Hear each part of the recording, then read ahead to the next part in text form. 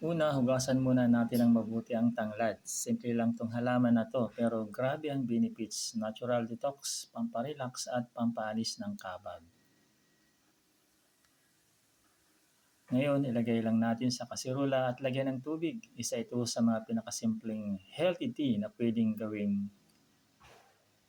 kahit sa bahay lang. Pakuluan natin ng ilang minuto hanggang sa maglabas ng aroma. Ang bango, parang instant spa sa loob ng kusina. Ayan, ready na.